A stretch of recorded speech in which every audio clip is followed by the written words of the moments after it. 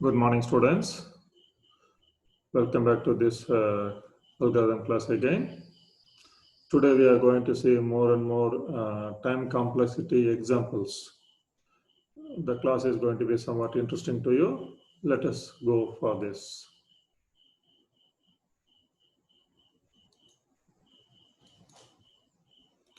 Now, look at the first example here. Algorithm, local variable, for loop, display computer. This for loop is going to be executed n times. So the time complexity is order of n. Order of n. Simple example. Then example 2. Two local variables I and j. It is I loop is executed n times. J loop is executed n times. Display the computer. For every iteration of I, j is repeated n times. I is equal to 1, j is repeated n times. I is equal to 2, j is repeated n times.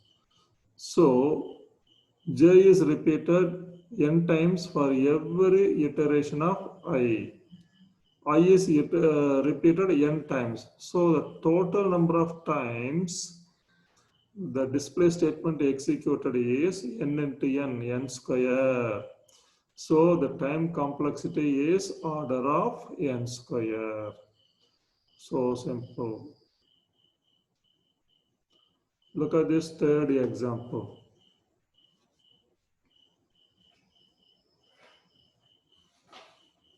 Algorithm A, local variable I and S. I is initialized with 1. S is initialized with 1. While S less than n, do we know the value of n? No. Let us not bother about the value of n now. Okay, let us proceed here. I is equal to I plus 1. I becomes 2. S is equal to S plus I. So how many times this statement write Android is displayed? For this, you execute this looping. Execute this looping. Okay, I have given a simple solution.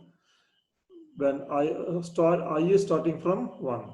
When I is equal to 1, S is equal to 1, S is less than n. Let us assume that S is less than 1. We don't know the value of n.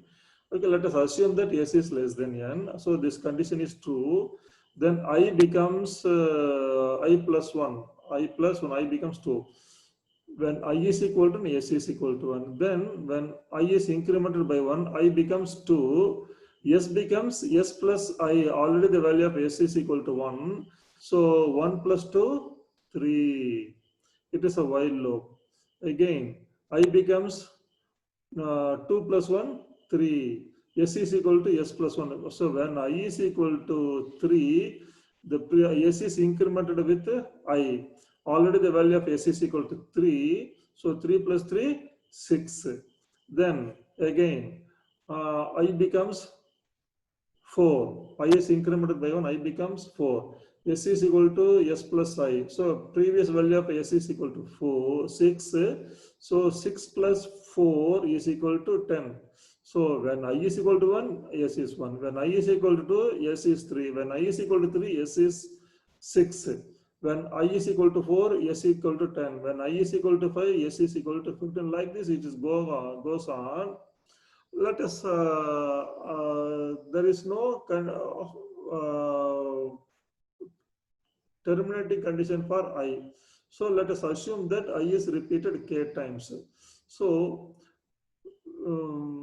this 3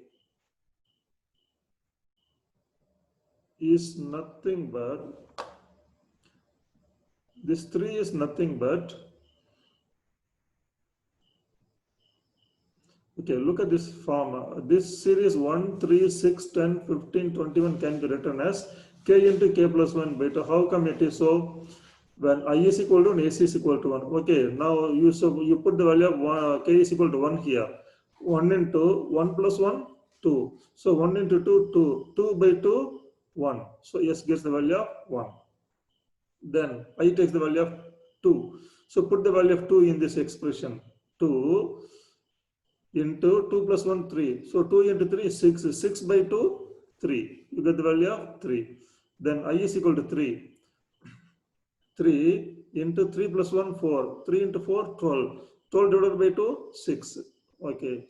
So this expression can be written as k into k plus 1 divided by 2. K into k plus 1 divided by 2.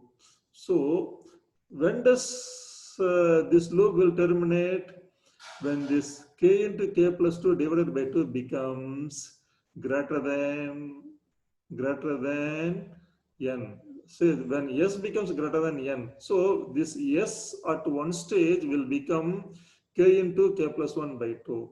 So when this k into k plus 1 by 2 becomes greater than n, the loop will terminate. So here you see k into k plus 1 by 2 greater than n. Now you can simplify this one as k into k squared, k into 1, k. So k squared plus k divided by 2. So this can be written as k squared by 2 plus k by 2. What I told you in the beginning, we leave out the remaining simple minor terms. We will take only the higher terms. So this we will take only k squared by 2. K squared by 2 can be written as k squared into 1 by 2. So when k, that constant 1 by 2 can also be left out. So it becomes k squared greater than n. If that is so, then k is equal to square root of n. K squared greater than n means k is equal to square root of n. That is why we get the complexity of order of square root of n. Order of square root of n. It is a very simple example, very beautiful example that estimates the time complexity of this algorithm. Now you see this example 4. Now local variable I is equal to 1. For I is equal to 1, I square greater less than n plus plus. Okay. Here also this loop will terminate when I square becomes equal to 10 or greater than n. So let us take I square is equal to n. Then I is equal to square root of n. So the time complexity is square root of n. SR means square root of n. Square root of n. This is another simple example that estimates the time complexity for this for loop where I is equal to 1, I square less than n, I plus plus. Okay.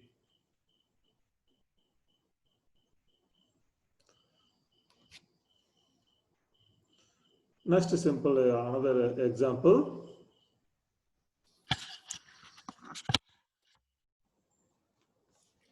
Here I have three local variables I, j, k, n.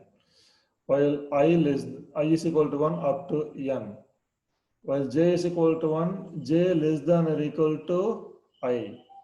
So for every value of I, j is repeated I times. J is repeated I times. Then for every value of j, k is repeated 100 times. K is repeated, the k loop is repeated 100 times. Once again, I tell you, for every iteration of I, j is repeated I times. Then for every iteration of j, k is repeated 100 times. So with that understanding, let us look at the time complexity of this algorithm. When I is equal to 1, j loop varies from 1 to less than or equal to I means j is equal to 1. When j is equal to 1, k is repeated 100 times. K is equal to 100. K is equal to 100. So the k loop is over. J loop is over. So I is incremented by 1. I becomes 2. So j varies from 1, j less than or equal to I. So j becomes 1 and 2. With j is equal to 1, k is repeated 100 times. With j is equal to 2, k loop is repeated 100 times. So it is repeated 2 into 100 times. Okay. Then loop gets terminated. Then I becomes 3. I is equal to 3. J varies from 1, 2, 3. So k loop is repeated 3 into 100. 3 into 100. Like this, I is equal to 4. J is equal to 1, 2, 3, 4. Like this, when I is equal to 1, J loop is repeated how many times?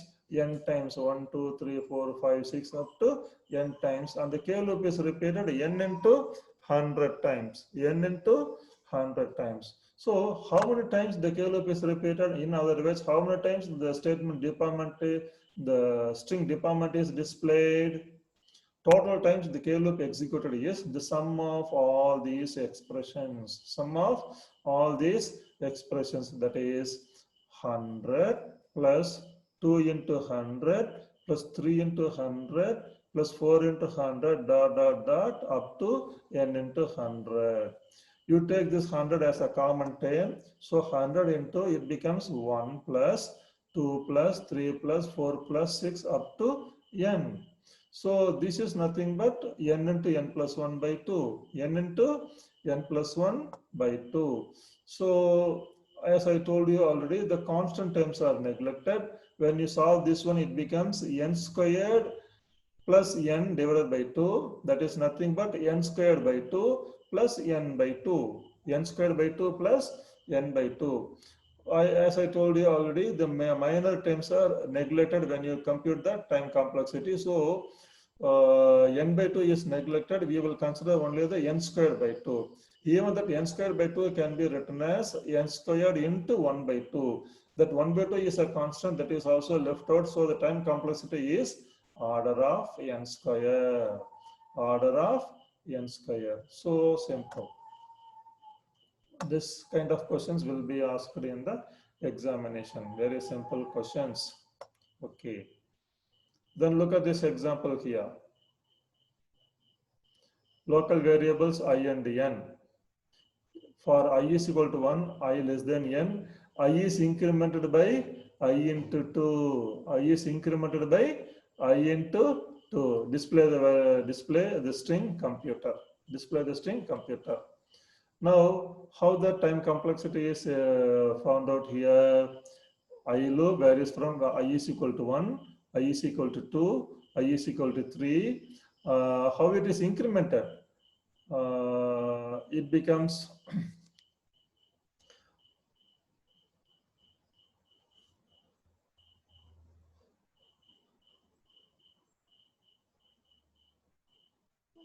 it becomes 2. So you see here I is equal to 1 means it can be written as 2 power 0. Anything to the power 0 is 1.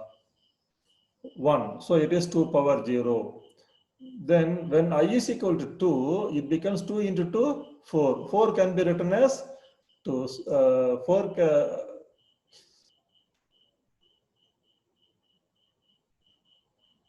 so 1 into 2, 2. So 2 can be written as 2 power 1. Then I is incremented. I becomes 2 into 2, 4. 4 can be written as 2 square. Then I is incremented. Current value of I is 4. 4 into 2, 8. 8 can be written as 2 power 3. Then I is incremented. That is 2 power 3 into 2. That is 2 power 4. That is 16. 16 is 2 power 4. Then 2 power 5. 2 power 6 like this. It will go on up to k times 2 power 0, 2 power 1, 2 power 2, 2 power k.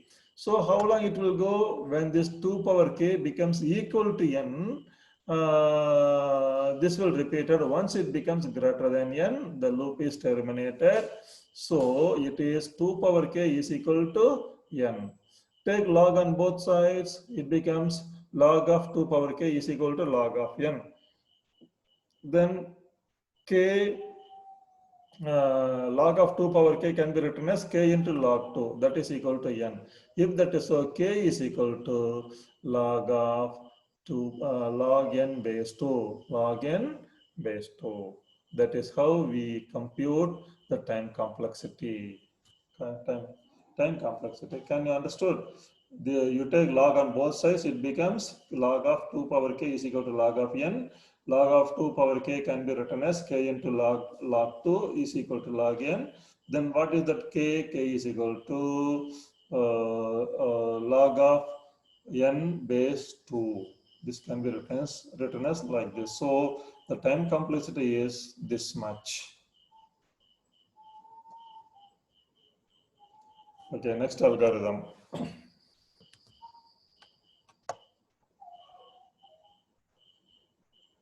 Algorithm BCA. I have I, J, K. You see here I starts from n by 2. How long it goes? N times. J starts from 1 up to n by 2. J is incremented by 1. See, I starts from the middle, J starts from the beginning.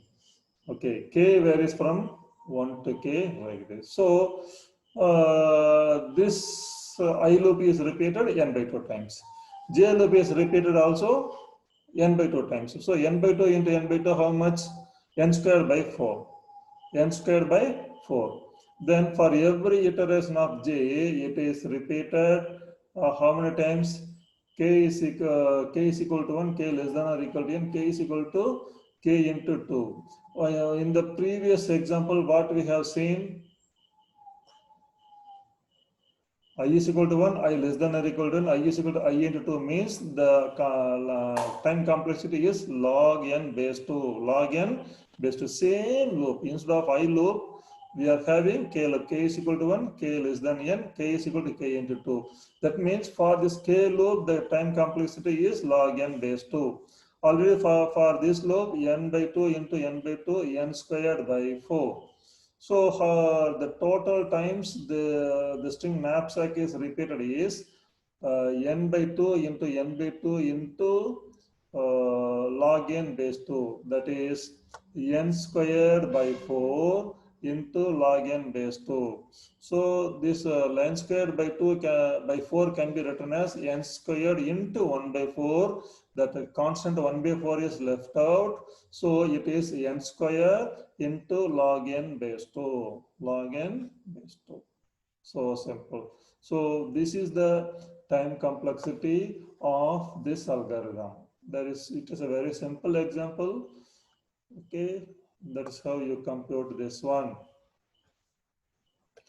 Look at this example, algorithm BSC. Local variables are I, J, K. I loop is repeated starts from n by 2 up to n. J loop is starts from j is equal to 1 up to n times. And how does this J loop increments? J is equal to J into 2. J is equal to J into 2. Then K loop is K is equal to incrementation by K into 2. Incrementation by K into 2. So for this K loop, the computation is log n base 2. Log n base 2. Then for this J loop also, same loop. Instead of K, here we are having J. So it is also log n base 2. So log n for this J loop, log n base 2. For this K loop, log n base 2. So log n base 2, log n base 2, log n base 2 to the power square. Log n base 2 to the power square. And before that, we are having it for n by 2, n by 2 to n. So it is the I loop is repeated n by 2 times. So the time complexity is n by 2 into log n base 2 into log n base 2. That is n by 2 into log n base 2 to the power 2. That is square. Now this can be written as n into 1 by 2 into log n base 2 to the power square.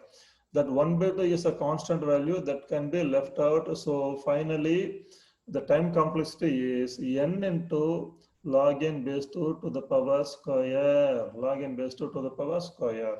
So simple. This is the time complexity of this algorithm. On this final example. Local variables are I, j, n. How many times the I loop is repeated? N times. Then j loop is j is equal to 1, j less than or equal to n. How j is incremented? J plus I. Here incrementation by 1, whereas this j loop is incrementation by I. Display the value of computer. Let us see how this algorithm works. I is equal to 1. How long it can work? J loop n times. Okay, j is equal to 1 to n. Then when I is equal to 2, j loop is 1. Then 1 plus I, I is equal to 2, no? So 1, then incrementation by 2, 2 plus 2, 1 plus 2, 3, then 3 plus 2, 5, 5 plus 2, 7, like this. So here it is incrementation by 1, here it is incrementation by 2. When it is incrementation by 1, it is n times.